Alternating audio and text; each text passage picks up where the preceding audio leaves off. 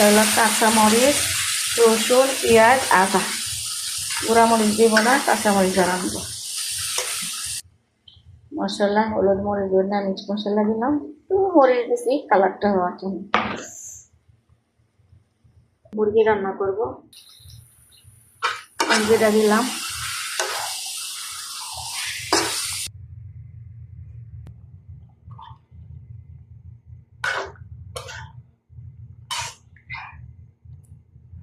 আর মরিচ ভালো কাঁচামরিচ দিয়ে আমি তরকারি রান্না করবো। কাঁচামরিচ সস্তা, মাছের ভর্তা।